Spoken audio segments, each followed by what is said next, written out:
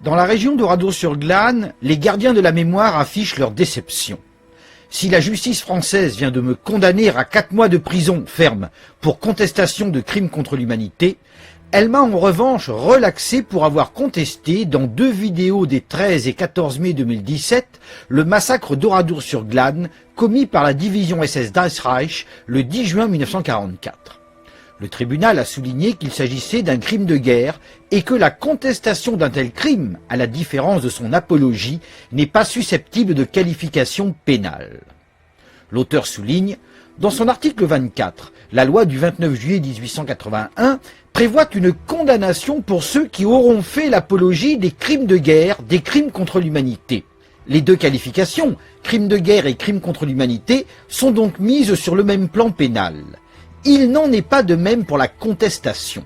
En effet, la loi du 13 juillet 1990, dite loi Guessot, réprime la contestation des crimes contre l'humanité, mais il n'y est pas fait mention des crimes de guerre.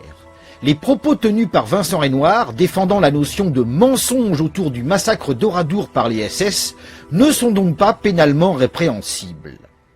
L'auteur s'appuie sur les propos d'un professeur agrégé qui explique « Les rédacteurs de la loi Guessot ont oublié de stipuler la notion de crime de guerre dans les textes. Il faut que les associations, les législateurs s'emparent de cet oubli. Ces gens ont 3 années de retard. Voici la loi Guessot telle qu'elle fut promulguée le 13 juillet 1990. Dans sa première version, en effet, elle passait sous silence les crimes de guerre. Mais en 2017, l'oubli fut réparé.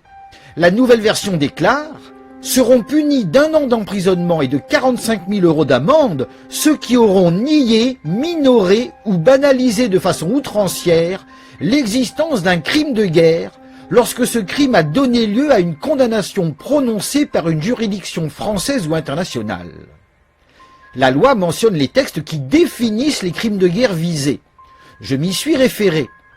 La Cour pénale internationale qualifie de crime de guerre le fait de diriger intentionnellement des attaques contre la population civile en tant que telle, ainsi que le fait de diriger intentionnellement des attaques contre des biens de caractère civil, c'est-à-dire des biens qui ne sont pas des objectifs militaires.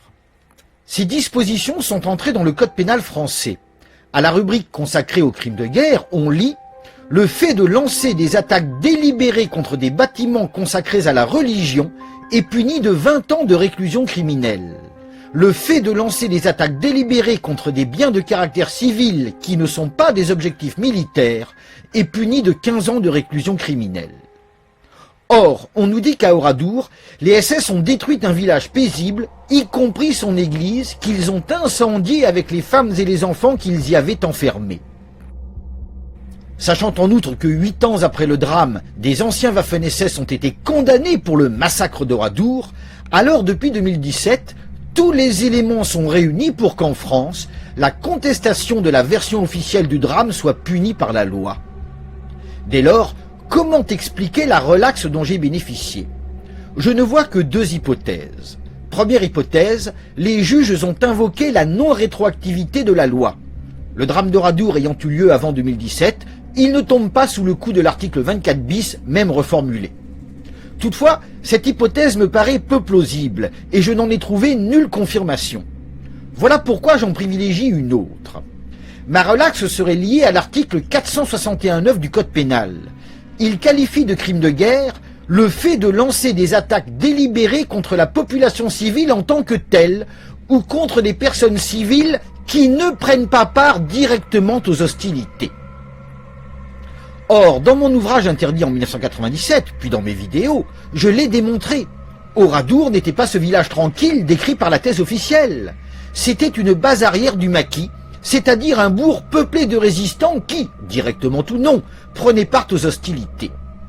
Si, ce 10 juin 1944, des Waffen-SS firent irruption à Oradour, ce n'était pas pour y massacrer une population paisible, mais pour retrouver un des leurs, un gradé enlevé la veille par le maquis. Une enquête rapide et des révélations faites par 2 informateurs les avaient orientés vers Oradour. Les Waffen-SS partis sur les lieux avaient mission d'anéantir le PC du maquis, de fouiller le village pour retrouver le kidnappé et, en cas d'échec, de prendre des otages pour négocier un échange. Il n'était pas question d'exterminer la population. À Tulle d'ailleurs, où quelques jours auparavant, des exactions bien plus graves avaient été commises sur des soldats allemands, l'occupante avait exercé des représailles sur les hommes sans toucher ni aux femmes ni aux enfants. Si, ce 10 juin tragique à Oradour, les Waffen-SS séparèrent les hommes des femmes et des enfants avant de parquer ces derniers dans l'église, c'était pour mettre ces femmes et ces enfants en sécurité le temps d'effectuer la mission. Mais ce que les SS ignoraient, c'est qu'un dépôt clandestin de munitions était dissimulé sous les combles du lieu saint. Vers 16 heures, il explosa, provoquant le carnage. Les circonstances de cette mise à feu restent obscures. Mais un fait est certain, les Waffen-SS n'y sont pour rien. Sans quoi les fabricateurs de la thèse officielle n'auraient pas cessé de cafouiller et de se contredire pour dissimuler cette explosion dévastatrice. Toutefois, les constats matériels et surtout les cadavres déchiquetés retirés de l'église confirment la destruction du lieu par des explosifs puissants. S'y ajoutent des témoignages qui mentionnent une détonation ou, plus exactement, une série de détonations soudaines à l'église comme origine du drame. Si j'avais été condamné pour mes 2 vidéos, alors j'aurais interjeté appel et j'aurais chargé un avocat de développer mes arguments sur cette question. Telle est, à mon avis, la raison de ma relaxe. En haut lieu, on sait que l'affaire est mal engagée, donc on préfère me laisser en paix.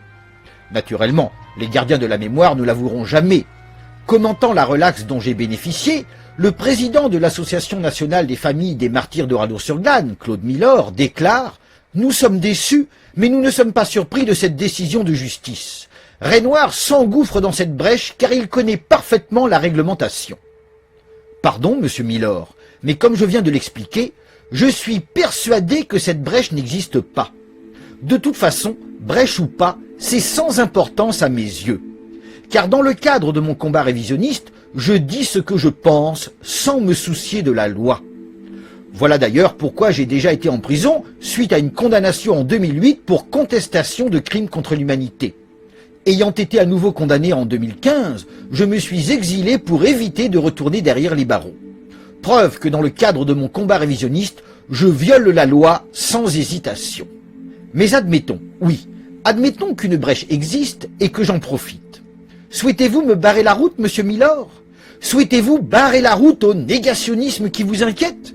Alors organisons un débat loyal, face à face. 2 survivants du drame vivent encore, Camille Sénon et Robert Ebras.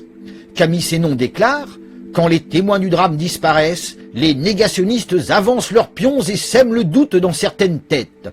Tant qu'il y avait encore des témoins pour aller raconter ça aux jeunes dans les collèges, le rapport de force était différent. S'il en est ainsi, alors qu'attendez-vous, monsieur Milor?